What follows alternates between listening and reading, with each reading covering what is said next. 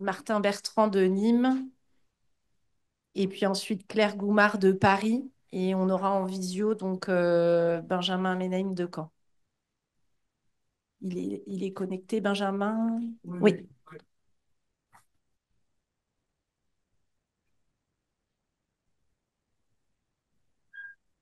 Bonjour à tous. Donc, je vais présenter l'expérience nîmoise. Ce sera rapide puisqu'en fait, on était la première preuve du caractère reproductible de l'expérience de Montpellier. C'est la même fac, mais comme Madame la doyenne vous l'a dit tout à l'heure, sur deux sites. Une des particularités, c'est on a un nombre d'étudiants moins grand sur un site plus petit. Et donc, l'essentiel de l'exposé, c'est de montrer simplement que on peut garder parfaitement l'esprit de prépa bloc en gardant le gros cœur de cours communs, mais en s'adaptant à des chiffres plus petits et des locaux pas équivalents à ceux de Montpellier. Nous, on a simplement 21 participants. Pourquoi 21? Parce on les a répartis en trois groupes de 7. En fait, c'est depuis 2022, je me suis trompé tout à l'heure, c'est la première fois, c'était 2022. On a condensé, comme on a moins d'étudiants et qu'il y a une grosse partie des ateliers qui sont très chronophages, qui nous permettent, avec un nombre d'étudiants moins grand, on a condensé sur 4 jours. Les implications, on en a déjà parlé. Les chirurgiens, on a essayé de recruter le plus large possible parmi les chirurgiens.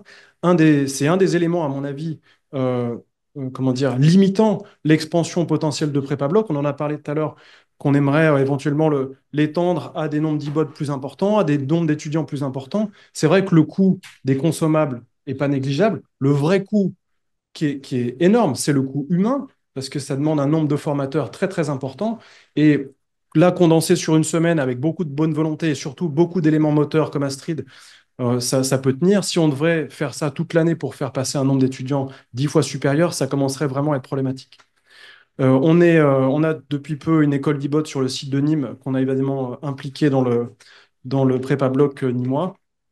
Et on fait également intervenir prépa bloc. C'est aussi, comme pour le site montpelliérain, sous forme d'une UE libre pour les étudiants.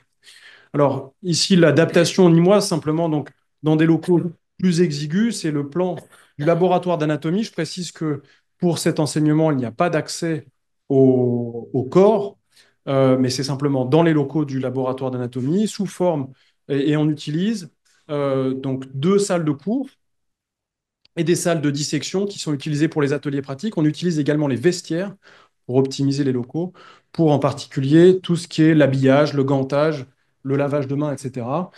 Et donc, on a recréé dans cette partie-là, dans cette aile de dissection du laboratoire d'anatomie, comme un environnement de bloc opératoire avec les salles qui s'enchaînent les unes les autres. Le tronc commun des enseignements est identique à ceux de Montpellier. On a fait quelques modifications mineures, essentiellement dans la forme des enseignements, plus que dans le fond à proprement parler. L'école d'IBOD, donc on a depuis 3 ans maintenant une école d'IBOD sur le site de Nîmes, avec également un nombre d'étudiants IBOD qui n'a rien à voir avec celui qu'on a à Montpellier, puisqu'il y a 15 étudiants IBOD par promotion, qui sont intégrés. Alors, je ne sais pas comment c'est à Montpellier, mais nous, elles ont intégré ça dans leur formation, dans une UE de tutorat. Je ne sais pas comment c'est à Montpellier. Donc, elles suivent les enseignements, mais plutôt en tant que spectatrices. Et par contre, elles participent pour former aux ateliers pratiques, en tout cas à certains ateliers pratiques. Et Astrid en a dit un mot également tout à l'heure. Je pense un des gros intérêts de PrépaBloc, c'est d'avoir autorisé une évolution du modèle. Et donc, on a les étudiants IBOD, au fur et à mesure des sessions, ont proposé des modifications, ont proposé des supports pédagogiques. J'en ai mis quelques exemples ici, on a vu des exemples également avant, qu'on a, au fur et à mesure des années, intégrés pour essayer d'améliorer la formation au fur et à mesure. Et puis, c'est également le cas pour les étudiants en médecine qui participent à PrépaBloc, puisque il y a effectivement cet hackathon qui est un territoire d'expression libre. Et c'est vraiment hyper intéressant.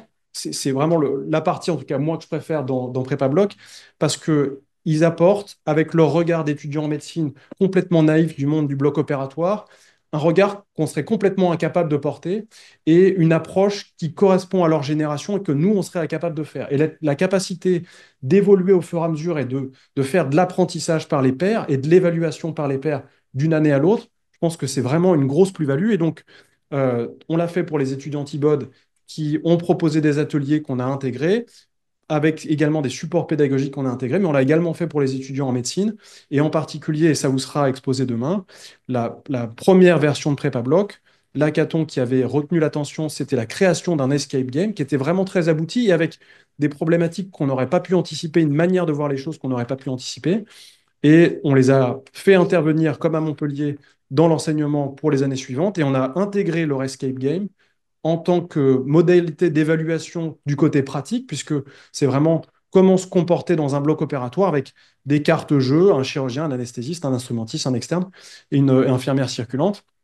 Et à vrai dire, on est même allé encore un peu plus loin, parce c'est vraiment un gros succès cet escape game. On s'en est même servi pour faire de la formation dans le cadre d'un projet de service avec des infirmières de service, des aides-soignants de service, etc. Euh, et c'est très enrichissant de pouvoir modifier au fur et à mesure. Évidemment, il faut garder un socle commun, mais garder cette capacité d'évolution au fur et à mesure des années est très importante.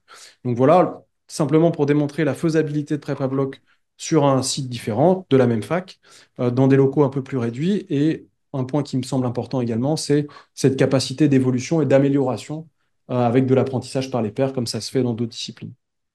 Voilà, je vous remercie.